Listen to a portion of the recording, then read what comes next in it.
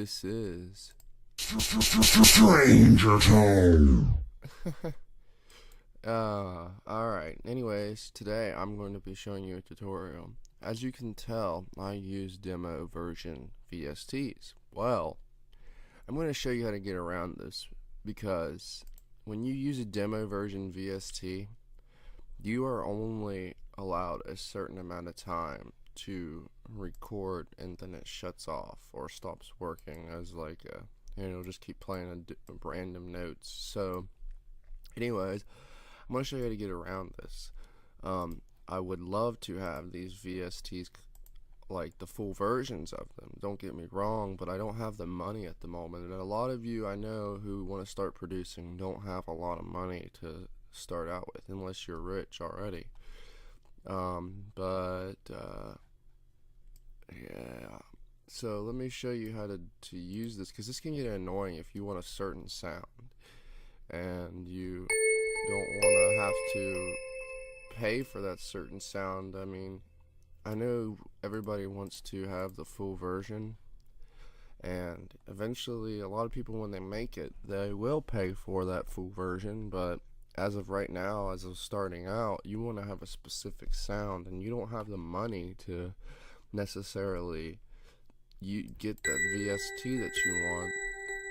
So let's go ahead and build a random melody here.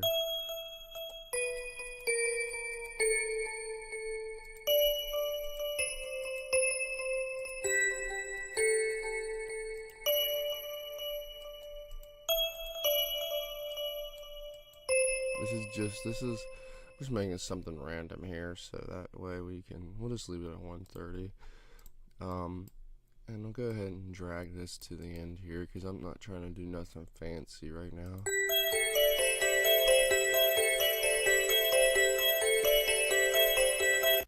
And that's pretty good. So what we're going to do here at this end note is drag it out to like here or here, whichever how long the reverb is.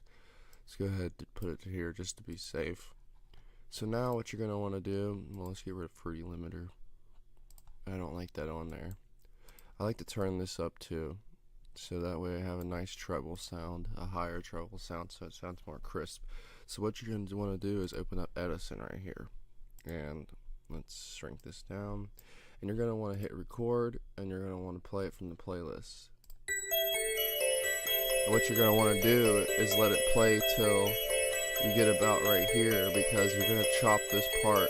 That's why I always do it in 8-bar sections, because you're going to chop this part and repeat it, so that way it doesn't sound like the sound is starting over again.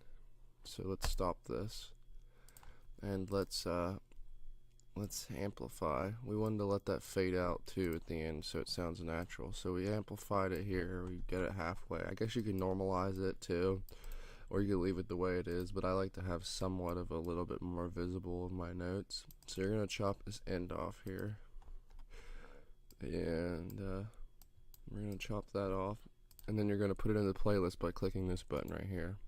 So now we got it in the playlist. We can delete that. We can delete I guess we can replace this with a sampler, so if we wanted to go back and say edit this more, like change the notes around, we could go back up and reopen the instrument or change it around, or so we're going to chop this because you can see how the difference is right here, and then you can see how it's different here. You can hear part of this note here playing off into this section here. So then you're going to want to keep putting this out, so like how long ever you want the section to be, and then you can put the end there, and then you can just play around with the knobs and stuff, and then that's how you have your free sound into your whatever you want to use. Now, using these is just as good as using the notes, in my opinion, unless you wanted to change something around, but you can always reopen up your instrument. That's why you save it as a sampler here, so you can always go back in and edit things. So hope this tutorial helped you out, and this is STrangerTone signing out. So I am going to go smoke a blunt right now, so y'all have a good one.